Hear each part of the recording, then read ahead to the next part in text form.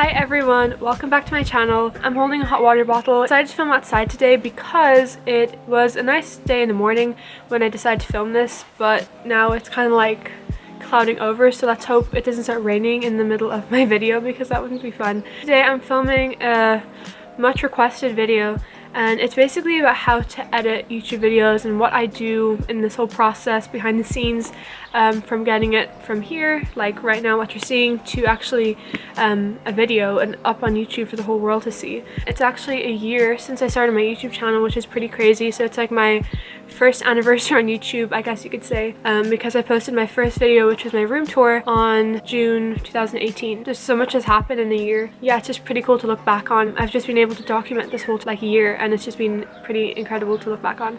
So I decided to film this video now because a lot of you have been asking me questions on Instagram or even in person, like my friends and family, how I edit YouTube videos and what the process is like. So I wanted to help you out if you're looking to start up a YouTube channel or you're just looking to better up your skills or whatever. And yeah, I just like watching these YouTube videos because there's always more to learn when it comes to creating things. So yeah, it was such a nice day this morning and the weather was out, the sun was out. So I'm going to just take you through the process of filming a video from the first idea to actually uploading on YouTube for the whole world to see, which is pretty crazy. So the first thing I'm going to be talking about is my schedule. Also, if it's like swinging thing is annoying you, I'm sorry, but it's kind of hard not to. Just focus on the shed back there. I also wrote down things I'm going to talk about because otherwise I'll just ramble on for 30 minutes, probably end up talking about like dog breeds or something. Try to stick to the schedule. Speaking of schedules, my YouTube schedules. I don't know if you can hear, but my neighbor decided to start to cut the grass right in the middle of me filming a YouTube video, which is fine. So I'm going to be sharing things that I think have worked for me, and in no way are they like right or the way to do them, but it's just what has worked for me. You just kind of find like your own kind of pace or your style and whatever you want to do. People often think that making a YouTube video, first step of that is actually filming the video, but I actually think that the best YouTube videos are made with a really careful like schedule and organizing, because that's such a huge part to play in making YouTube videos. I try to schedule my days of making a video while I'm in school, and break it down into 5 days, so like Monday to Friday, and try to leave the weekend to make sure that I have time to spend with my family and do anything else that I'm involved in, because my weekends are usually quite full. Monday is the idea day, so what I will usually do then is just write down a few video ideas, lay it out on what clips I need to film. Tuesday, film the YouTube video like I'm doing right now, and it's a Tuesday, so this is exactly what I do on a Tuesday. I don't edit it. Wow. I don't edit it, I just literally film it and then I just put the camera away afterwards. On Wednesday, I will actually just make a rough edit, uploading the files onto my laptop, and I will basically just, like if it's a talking video like this, just edit it down where I've like stumbled on my word, trying to make the video like nice and neat so I can go into like the more detailed editing the next day. Depending on the video, it might take a really short time or it might take a really long time. It just depends on my capability to speak English that day, I guess. So to cut a clip, you just press Command and B on a MacBook. And then once you've cut your clip, you can just delete it or move it or do whatever you want with it. And then in order to kind of get that close-up that you see some YouTubers do, what you have to do is first of all select your clip. So you cut it on either sides to get the single clip. And then you press crop to fill or Ken Burns, depending on what kind of an effect you want. And then you can actually have a close-up shot if you said something funny or whatever, or just to create some movement within your YouTube video. Thursday is do the detailed editing. So what I mean by that is I add like the green screens, I add the text if I need it, I'll add whatever else I need to kind of put into the video. Videos really like vary on how long they take to edit, so like my lookbooks will take a little bit longer because there's lots going on.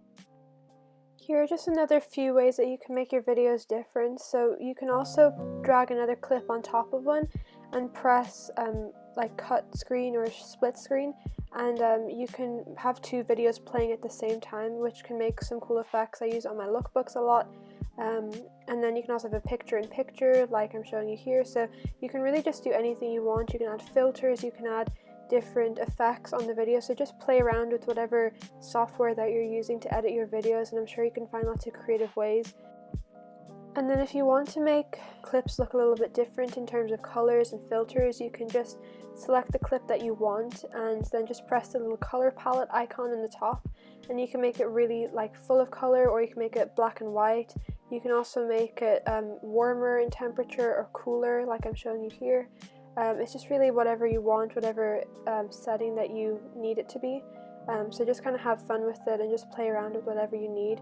Another option is to actually go onto Google and you can look up like a pink tinted screen. So if you just type in the color that you want on Google Images, save it to your desktop like I'm doing here, and then you just bring it in and then you change the opacity. So that means that you can make it like slightly tinted, which kind of gives it like a film look or like a Polaroid sort of look. I just really like the way it looks, and I use it on quite a few of my videos, so I'd recommend doing that too. Another thing that you can do that I do quite often is to make titles or make fonts, depending on what you want, on Canva or PicMonkey with a green background, and then all you have to do is simply select fit, so it's fitting the screen and not moving around, and then just simply press green or blue screen, and that makes it actually appear on top of clips running behind it. So it just gives it like a smoother type of look, and it just is a really nice way to incorporate different elements, and is another way just to get creative with your video making. Friday is basically my upload day, so what I'll do is I'll make the thumbnail that day, and then I will just upload it and also announce it on like my social media platforms. I sound like a big like YouTuber or something. I just post it on like my Instagram or my Facebook just to let people know like my videos here. I'm not like shoving it in people's faces or anything. I'm just kind of like letting them know it's there, because some people aren't subscribed, so they don't see when I upload videos. They just see it whenever I like announce it. This is more just for like my family. So that's kind of like how my schedule breaks down. Always varies because a week is always like not predictable. The next thing I'm going to talk about is actually setting up before you film a video. So use a camera, which I'm filming on right now. So it's the Sony, I don't even know what it's called, the Sony, wow, I don't even know what my own camera. So my camera is called the Sony Alpha 5, wait, my camera is called the Sony Alpha 5000.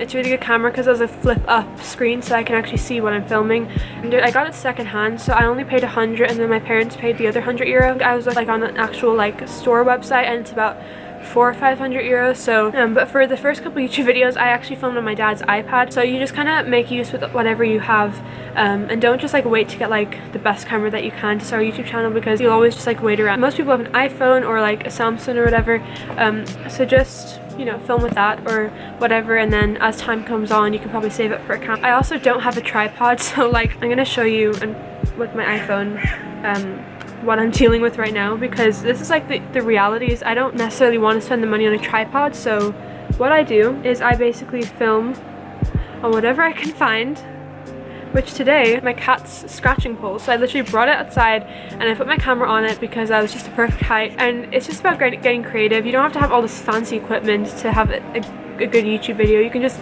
use whatever is around the house, as long as you don't break anything. Please don't blame me if your parents have told you not to touch something and you touch it. Just, yeah, please don't sue me, that's all I'm gonna say. There's a plane going by. That's what happens when you film outside, like so many distractions happen, but it's pretty. Also, I have a memory card, so it's a memory card, and they just slide into your camera. It's pretty simple, an SD card. What I do to actually edit my YouTube videos, so once I've filmed, we'll edit on my MacBook. So this is my MacBook, again, it's secondhand. I just got it, I didn't get it for YouTube, I just had it to do my schoolwork and stuff like that. If I was filming on my iPhone or my iPad, I basically just airdrop, or if I'm filming on my camera like I usually do, I'll put the SD card into the slot here, which I know the newer MacBooks and stuff don't have. So I'll just slot it in there, and then I will import basically the clips onto my MacBook. You know, I don't have Final Cut Pro, which is like what most YouTubers use, because it's just very expensive, and I'm also just trying to do the best with what I have at the moment, which is iMovie.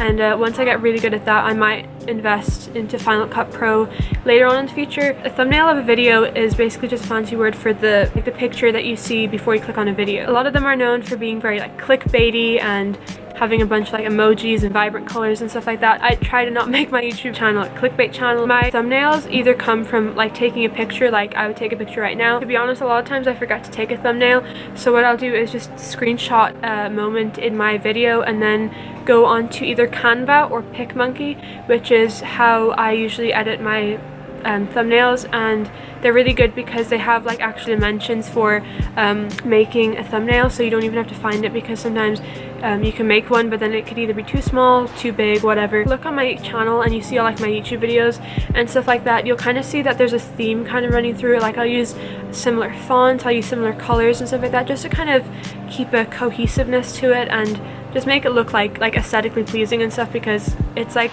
you know, it just kind of frames the video. And sometimes people like underestimate making a good thumbnail, because it really is, if you wrote a book and you didn't really put much attention into the cover, the saying goes, don't judge a book by its cover, but that's what we do, because it's like telling us what the video is about. Don't let it be like deceptive to people, because there's nothing worse than clicking on a video and it not being what the thumbnail looks like. It's so annoying, and then you lose trust with your audience because they don't think they can trust you. Make them natural, try to like get creative with it. So once your video is all made and you're all happy with it and your thumbnail is made, you export your video off of iMovie. Once it's finished exporting, you'll then upload it to YouTube. Your title, which is the name of the video, so again, don't make it too clickbaity. Some people use like capital letters. I personally find that like it's screaming at you, so depending on like your style and what I'm after it, so I put like a dash and then I'll put Tara Grace, just so, you know, people can see that it's my video or whatever. And then your description is basically what the YouTube video is about, so make sure you put all of the links of like people's content that you've used. If you've used a song, make sure to put that in there. Tags are basically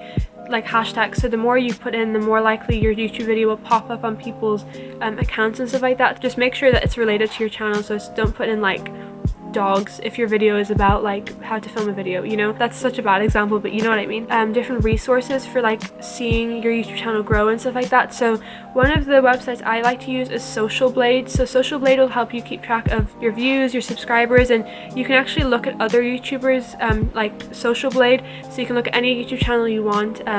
Just don't get obsessed over the numbers, because at the end of the day they're not everything unless you're doing YouTube as a full-time job, which most of you aren't, I'm guessing. Just have fun with it and don't keep looking at the numbers, but it is helpful just to see what videos are doing better than others. Get your YouTube analytics if you go into your YouTube account, and you can see kind of like how many subscribers you got from certain videos, just to see what works for you and what your audience are liking and just things like that. So just as I close this video, I just want to like give you a few like pieces of advice if you want to start a YouTube channel or you're thinking about starting one. The biggest thing would be to just be yourself, because YouTube is full of so much like fakeness these days, and try not to get caught up in those, but just try to be authentic and be nice and kind to people. Don't, you know, even if people like hate on your videos and stuff like that, just like either block them or just don't reply to them, because people are just looking for a reaction. Don't try to create this picture perfect life, because there's enough people like that on YouTube and it causes people a lot of anxiety and like depression and stuff like that. So just try to keep it real, because people like authenticity, or at least most people do. So just try to keep it friendly and like a good place, because we need more people like that on YouTube for sure. If you're thinking about starting a YouTube channel, don't just procrastinate and then just wait until an answer falls out of the sky. There's never going to be a perfect time in your life to start making a YouTube channel, just like anything else. So I say just like go for it. Just start off with basic videos, but just start putting content out there, even if it's not perfect. Once you start, it's a lot easier, and just don't be afraid what people think, because that was something that held me back for such a long time, and I regret not making a YouTube channel earlier, because it's such a cool thing and something I love doing, and I just let other people's opinions and stuff hold me back from doing that. So I hope this helped you out and gave you some kind of advice or some inspiration to making YouTube videos. It's a really fun thing to do, so I'd really recommend it to anybody, and just go for it. Like, even if you're not sure what YouTube videos you want to make yet, just kind of start filming what's happening in your life and things that are happening. So if you're going on holidays, film a little memory or just some clips of that and put it into a YouTube video. It doesn't have to be this amazing thing. Just start off slow, and just do it for the right motives, because other things will follow, like the numbers and stuff like that. And at the end of the day, not everybody is going to be a famous YouTuber with millions of subscribers, but at least what you do have is memories to look back on in your life, and also just being able to share. If you have family like that aren't living close by, they can see the generation that we're in, that we can share things with people, and we can really have a positive difference on people that will just really, I would encourage you so much to use your YouTube channel to do good and to put some positive messages out there, and help other people, because negative things going on in the YouTube kind of area and social media. So just try to be authentic to who you are, and just keep inspiring other people, and try to make helpful videos that encourage others and doesn't degrade anybody's self-confidence. So let me know if you have any questions. I'd love to answer them, and I will see you in my next video. Thank you so much for all of the new subscribers that I've been getting, and thank you for a year on YouTube. It's been such a cool opportunity, and I'm so excited to make more videos in the future. Bye guys, see you next week.